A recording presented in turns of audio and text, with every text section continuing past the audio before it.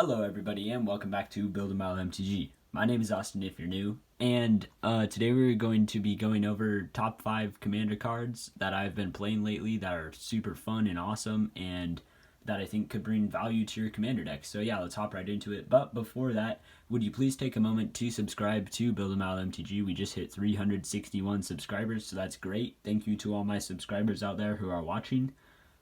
And also, there's a link down in the comments section and the description for my Magic the Gathering Discord if you're interested in that. All right, let's get started. So the first card up is Nighthawk Scavenger with a market price of $1.30, and I'm super stoked to talk about this card because it has a ton to offer for just 3 mana. So speaking of 3 mana, it's 1 generic and 2 black for a 1 star, varying power, and 3 toughness. So it's a creature, vampire, rogue, which are definitely relevant creature types, and it has flying, death touch, lifelink, and it says Nighthawk Scavenger's power is equal to 1 plus the number of card types among cards in your opponent's graveyards. So card types are including planeswalkers, lands, creatures, all the stuff. So especially in a game of Commander, this could get huge. Your opponents are going to have lands in your graveyard because of lands like Evolving Wilds that you sacrifice. Obviously, they're going to have creatures, maybe some enchantments, maybe some artifacts, so that's already 5 toughness, just naming those. Maybe some planeswalkers, other stuff like that too. So yeah, you could get this guy just massive. But even for 3 mana, 1/3 flying, death touch, lifelink is not that's a pretty good body. Really good actually. So yeah, we're mostly looking at the flying lifelink on here because just throughout the game, this gains you a ton of life. So think of a veto deck, just gain all the life, deal a bunch of damage, and yeah, it's just a great card. Very fun to play. Alright, next up is one of my personal favorite lands. It's Mosswort Bridge with a market price of 25 cents, so definitely affordable. So let's go over what this does. Mosswort Bridge is a land.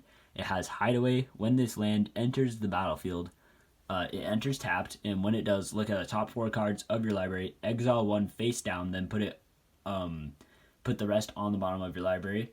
So you can tap this to add a green, and then you can pay green, tap it. You may play the exiled card without paying its mana cost if your total power of the creatures you control is 10 or greater, which is not that hard to reach. So yeah, just put this in a deck where you have a bunch of giant creatures or, giant costing spells. And then later, once you have 10 power generated, just cast the exiled card, basically just cheating it out for 1 mana, which is great. So yeah.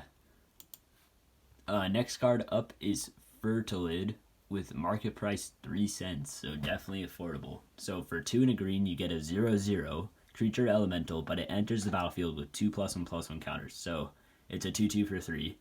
And then you can pay 1 and a green and remove a +1/+1 counter from Fertilid, and target player searches their library for a basic land card, puts it onto the battlefield tapped, then shuffles their library. So this card's great in +1/+1 counter decks and landfall decks. And it also has a really cool combo with Hydra's Growth, so let me pull that up real fast. Alright, so if you don't know, this is what Hydra's Growth is. It's an enchantment aura, enchant creature, put a +1/+1 counter on it, and then at the beginning of your upkeep, double the number of +1/+1 counters on it. So you put this on Fertilid, and then basically you're just going to be netting more +1/+1 counters than you could basically spend, probably. So you're always going to be getting at least 1, unless you kill Fertilid with its own ability, but I don't know why you would do that if you have Hydra's Growth on it. But basically it's just going to keep netting you infinite lands. Not infinite, it's not infinite by any means, but basically eventually you're going to be able to start activating this as many times as you want to in a turn. So that's great. And really good in +1/+1 counter decks because you can just keep adding them onto this and keep ramping every turn. Or it doesn't even tap when you do this, so you can just do it whenever. Yeah, it's great. Alright, next card up on the list is Sterling Grove. So for a green and a white, you get an enchantment that says, other enchantments you control have Shroud, which means they cannot be the targets of spells or abilities This does count for your spells or abilities, but most of the time, Shroud is in your favor. And then you can pay 1, sacrifice Sterling Grove, and search your library for an enchantment card, reveal it, then shuffle it, put that card on the top. So, especially in an enchantment deck, obviously you're going to be running this in an enchantment deck.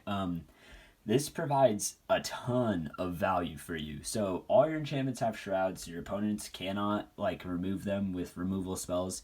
But also you can pay 1 and just tutor for an enchantment, put that on the top of your library. So that is amazing. So yeah, it's only 2 mana to give all your enchantments shroud, and then now you have this tutor on there. So most likely you could even just play this in tutor in the same turn, because then it's just the 3 mana tutor. So yeah, really good enchantment. And the last card on this list is Clout of the Dominus.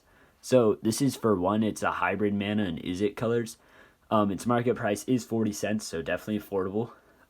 So it's an enchantment aura, enchant creature. As long as enchanted creature is blue, it gets +1/+1 and has shroud. And then as long as enchanted creature is red, it gets +1/+1 and has haste. So if your commander is in the colors of blue or red, then I would definitely recommend putting this in your deck. So let's compare this card to a card like Lightning Greaves, for example. And that's going to do it for this video, you guys. Thank you so much for watching. Remember to like and subscribe, and we'll see you in the next video.